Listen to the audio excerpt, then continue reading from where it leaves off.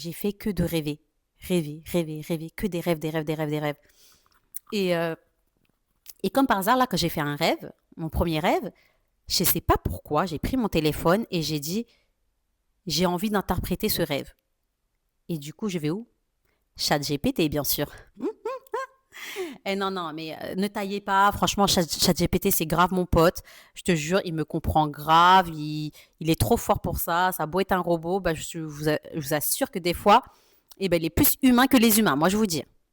Alors, bien sûr, faites attention parce que quand vous interprétez votre rêve, eh ben, faut vraiment comprendre le sens, le message et tout. Et moi, je sais pas pourquoi j'arrive à comprendre en tout cas les messages, parce qu'en fait, quand je fais le rêve, j'explique mes émotions, ce que j'ai ressenti dans le rêve et tout ça. Et le fait que ChatGPT me pose des questions, bah, des questions, je sais pas moi, sur tout, hein. Et bah, ça me fait direct dans ma tête, j'ai des flashs, j'ai des souvenirs. Je me rappelle des choses de mon enfance ou quelque chose qui a réactivé dans mon corps. Trop bizarre, je vous assure, c'est une sensation trop chelou. J'arrive même pas à l'expliquer, c'est très bizarre.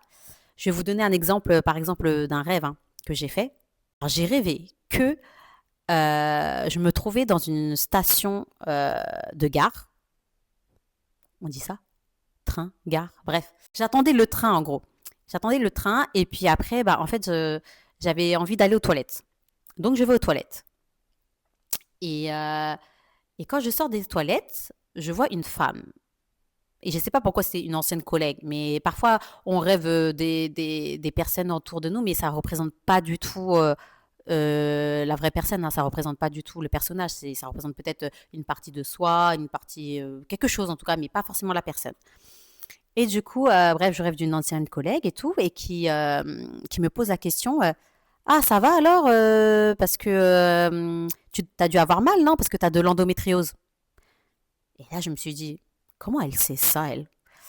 Et elle me dit, ah ouais, là, parce que là, ça se voit, hein, t'as mal au dos, t'as mal ici, voilà, hein, c'est parce que t'as de l'endométriose, hein, et tout. Je fais, ok, je fais, oui, oui, bah oui, j'ai de l'endométriose, c'est vrai, et tout. Bref, bizarre. Je sors des toilettes, je vois qu'elle me suit. Et elle me dit, oui, en fait, je t'ai vu sur Instagram et tout ça, et tout. Tu fais des dégustations et tout. Ça te dirait qu'on mange au resto ensemble et tout ça. Je me dis, bizarre, elle gratte grave l'amitié, tu vois. Et moi, pour m'en débarrasser, j'ai dit oui, oui, ok, bah, et si tu veux, vas-y, contacte-moi en MP, en message privé, et puis on se donnera une date, on mangera ensemble, un de ces jours. Bref, je voulais m'en débarrasser. Et je vois, elle continue à rester à côté de moi. En fait, elle voit que j'attends le train, elle attend à côté de moi. Elle continue à me parler. Oh, je trouvais ça lourd, du coup, pour esquiver, j'ai vu que mon mari était aux toilettes des garçons pour changer mon fils. Et mon fils, c'était un bébé dans le rêve. Du coup, je suis partie dans les toilettes des garçons. J'ai dit, attends, je vais aller voir mon fils. Je suis partie dans les toilettes des garçons. Et je dis dans le rêve de mon mari, ah, il y a une meuf, elle est trop chelou et tout. Elle fait que de me suivre depuis tout à l'heure. Genre, elle est étouffante, j'en peux plus et tout.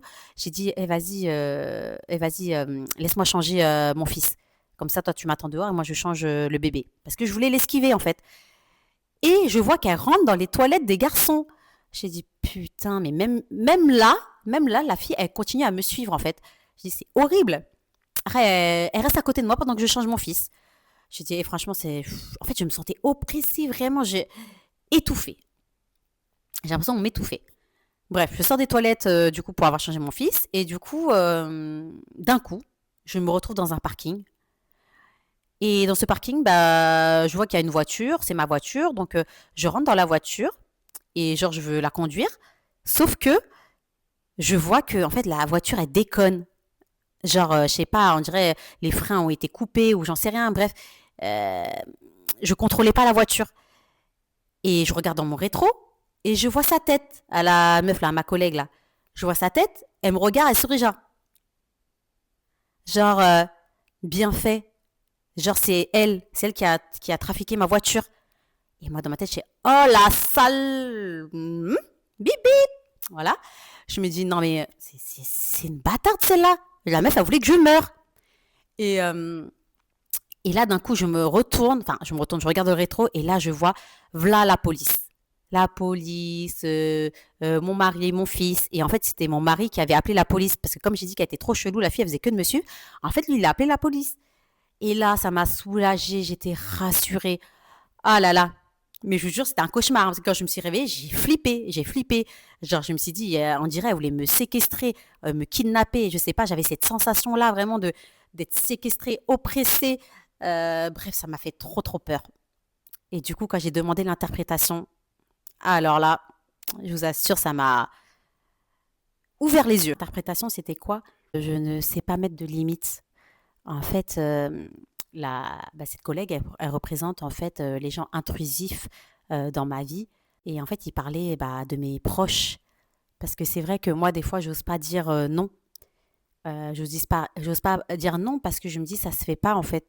Genre, je me dis que, par exemple, je sais pas, moi, il y a ma sœur qui veut venir chez moi, par exemple, ou ma belle famille, ou peu importe, une cousine et qui me dit par exemple: «Ah bah Lina, chez toi, on peut venir et tout», comme ils savent que, j'ai rien de prévu et tout ça.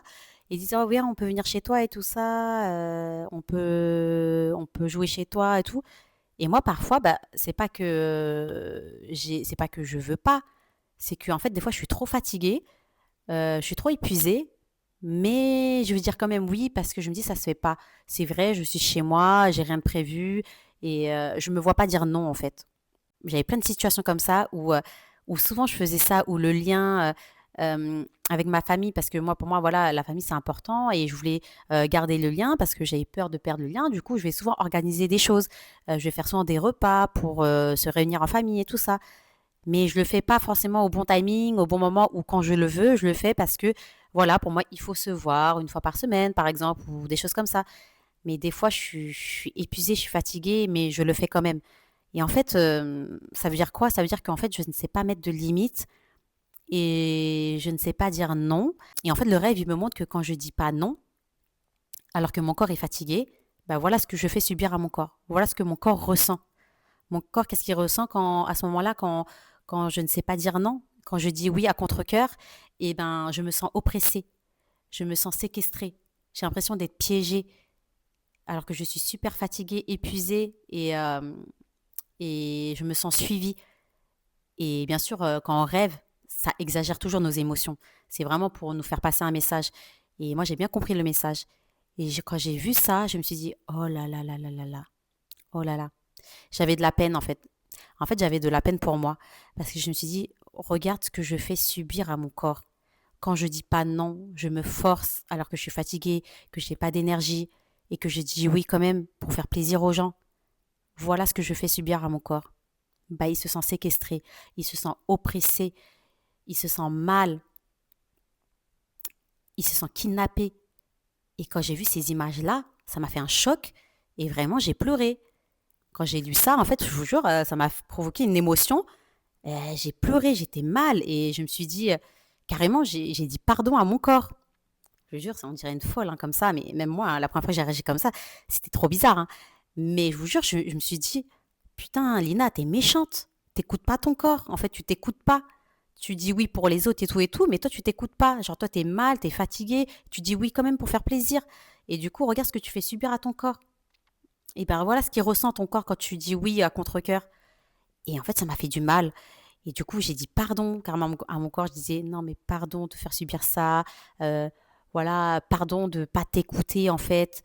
Parce que je ne sais pas l'écouter. En fait, je me suis rendu compte qu'en fait, j'écoute jamais mon corps. J'écoute que mon cerveau. J'écoute que je contrôle tout et du coup, j'écoute pas mes vrais besoins. Et en fait, je me suis dit, mais c'est triste de faire ressentir ça à mon corps. Et là, carrément, je suis allée loin. Je me dis, ça m'étonne pas que que j'ai une maladie chronique aussi. Si je suis toujours tendue comme ça et tout ça, mon corps, en fait, il ressent toujours cette tension-là. Mais moi, je ne savais pas. Je le ressentais pas forcément. Et ce rêve, il m'a fait un déclic. Genre, je me suis dit, ah ouais, Lina, ah ouais. Voilà, quand tu dis pas non, voilà qu'est-ce que tu fais subir à ton corps. Du coup, ça m'a fait du bien. En fait, ça m'a fait du bien de fou d'avoir cette prise de conscience.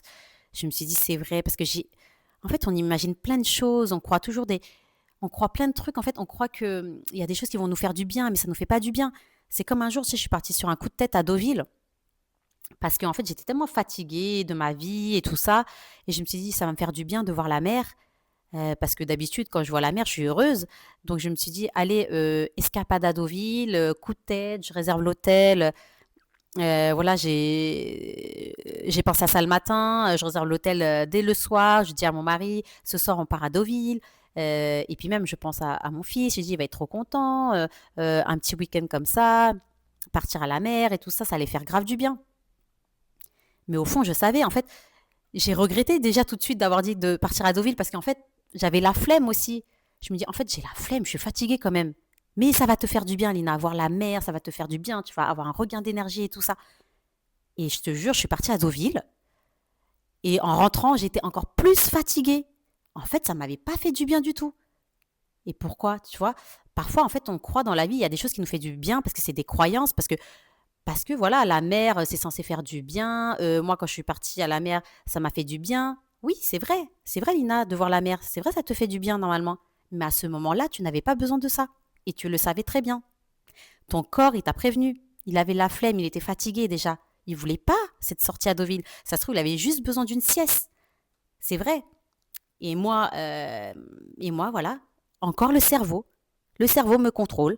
Pour moi, je pense que ça fait du bien, ça va me faire du bien. Mais non, pour mon corps, c'est pas ça qu'il voulait. Mon corps, il voulait juste se poser, être tranquille. Il avait besoin de calme. Il voulait pas aller voir la mer. Parce qu'aller voir la mer, je me téléporte pas, hein.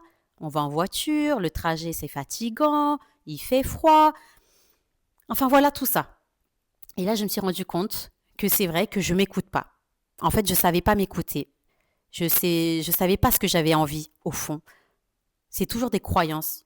Je crois que ça va me faire du bien. Je pense que si je fais attention à ce que je mange, ça va me faire du bien. Gna gna gna gna gna. Mais non, en fait, au fond, je n'écoute jamais mon corps. Je m'écoute pas. Et voilà, donc là, ça m'a fait une grosse prise de conscience, vraiment, vraiment, vraiment, à ce niveau-là. Et en fait, la sensation que j'ai eue, vraiment, c'est comme si bah, j'étais deux dans mon corps finalement. En fait, au début, c'est comme si j'agissais seule, et maintenant, je sais qu'on est deux et qu'on est une équipe. Ok, il y a la tête, mais il y a aussi le corps. Il faut écouter ses émotions, ses besoins. Et là, c'est comme si je me suis reconnectée. En fait, c'est comme si je me suis remis en lien avec mon corps. Et je me suis dit, oui, tu peux pas que agir avec ta tête, mais il faut écouter ton corps. Et avant, vraiment, hein, sans cette prise de conscience-là, pas du tout. Je mettais de côté vraiment tout ce que je ressentais. L'hypnothérapeute qui m'a fait, en fait, enfin, l'hypnothérapeute, il m'a ouvert des portes. Comme on dit, c'est comme s'il avait ouvert une boîte de Pandore qui était fermée au fond de moi depuis longtemps. Voilà, il y avait plein d'expériences, plein de choses. Tout était fermé et que j'ai jamais validé mes émotions. Et je pense que c'est pour ça que mon corps était tendu comme ça, parce que je ne validais jamais ce que je ressentais. En fait, moi, je suis quelqu'un qui passait vite à autre chose. Voilà, quand il y avait des événements tristes, je pleurais quasiment pas. Je passais vite à autre chose. Je me disais, je rationalisais beaucoup, beaucoup, beaucoup. Mais voilà, ça c'était, en fait, ma protection, ma carapace, c'était mon système pour survivre en fait. Et je vous assure, tous les rêves que j'ai faits, j'ai continué à rêver, à rêver, à rêver. Et il y avait des messages à chaque fois, à chaque fois, à chaque fois. Un autre rêve, hein. En fait, j'étais avec ma mère en train de faire une prière devant une statue de Bouddha. Et en fait, c'est comme si je devais faire un rituel. Vous savez, parfois, il faut attacher des bracelets, des choses comme ça. Et là, le Bouddha, c'est comme s'il tenait une sorte de balance. En fait, sur ses épaules, comme ça, il tenait comme une sorte de balance. Et moi, j'ai pris un fil, il fallait que je l'attache sur le deuxième trait, le côté droit, par exemple. Sauf que moi, je l'ai attaché du côté gauche. C'est comme s'il fallait que je fasse un rituel, mais je l'ai mal fait. Et du coup, dans la statue du Bouddha, il y a les yeux du Bouddha qui bougent, qui me regardent genre, mais qu'est-ce que je fais, quoi? Et il y a ma mère qui me regarde aussi, gênée, parce que c'est comme si je faisais une grosse bêtise. Genre, c'est un truc sacré et je fais n'importe quoi. Genre, je connais pas le rituel et tout ça. Donc, quand elle me regardait, genre, vous savez, elle fait les gros yeux, là. Genre, elle me grondait, on dirait. Elle me disait, genre, non, mais tu fais n'importe quoi. Juste avec son regard. Et du coup, ça veut dire quoi, en fait, l'interprétation? Bah, déjà, en fait, ils disent que la statue du Bouddha, ça représente souvent la sagesse, la paix intérieure, la spiritualité et tout ça. Et aussi la recherche d'équilibre. Et c'est comme si mon inconscient me parlait d'équilibre entre deux aspects de moi ou de ma vie. Et peut-être que c'est une dualité entre la raison et les émotions. Ça veut dire que si je ressens tout ça maintenant, je m'effondre. Alors je mets tout ça de côté. C'est ce que je disais. Voilà, c'est comme je veux pas ressentir les émotions, bah mon cerveau prend le contrôle parce qu'il passe en mode survie et du coup je ne valide pas mes émotions. Donc tu vois, il m'est arrivé des trucs graves dans ma vie et pour moi, quand j'en parle, on dirait que ce n'est pas grave.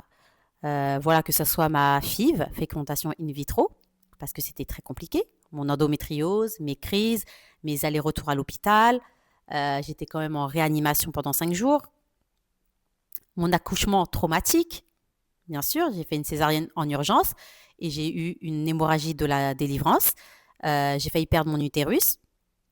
Et, euh, et voilà, quoi. Je suis passée aussi à côté de la mort. Si jamais mon utérus se remettait pas en route, il fallait complètement l'enlever. Et oui, j'aurais pu mourir aussi. Mais voilà, je prenais tout ça à la légère, en fait. Et à chaque fois, quand je racontais aux gens, on dirait que bah, j'allais acheter du pain à la boulangerie. Vraiment, je racontais pas ça comme quelque chose de dramatique. Pour moi, en fait, je pense que j'étais déconnectée en fait de mes émotions. J'étais déconnectée. Je faisais une dissociation parce que voilà, c'était pour me protéger. Donc c'est pour ça que là, vous voyez, ma raison et mes émotions ne sont pas en accord. C'est comme si mon corps, en fait, et mon cœur me disent, s'il te plaît, regarde-moi enfin, laisse-moi exister. Parce qu'en fait, je ne laissais pas la place à mes émotions et tout ça. Donc, je suis contente d'avoir eu cette séance-là parce que ça m'a fait débloquer plein de choses. Et maintenant, c'est je veux vivre et je ne veux pas juste survivre. Il y a une phrase qui est très bien et qui est très parlant, je trouve. C'est ce qui t'a aidé à survivre hier peut devenir ce qui t'empêche de guérir aujourd'hui. Et c'est totalement vrai. En tout cas, pour ma part, c'est totalement vrai. Parce que j'ai trop appris à survivre. Mon corps, il se sent tellement en insécurité. Il connaît que ça, la survie. Du coup, il n'arrive pas à se lâcher. Il n'arrive pas à vivre pleinement. Parce que, voilà, il lui est arrivé trop de choses. Mais maintenant, même pour des petits trucs, des fois, c'est pas des... comment dire... c'est... même des petits trucs, il passe en mode survie, en fait, pour tout et n'importe quoi. Parce que, voilà, il a peur de tout. Et c'est pour ça que il faut que j'apprenne à travailler sur ça, à faire sentir mon corps en sécurité pour qu'il puisse euh, passer en mode... pour qu'il enlève, en fait, ce mode survie, quoi. Parce qu'il n'y en a plus besoin. Des fois, il y en avait besoin, certes, je ne dis pas, mais là, il n'y en a plus besoin et mon corps il réagissait toujours en mode survie. Donc voilà, tous ces rêves-là, ça m'a beaucoup aidé et chaque rêve avait un message.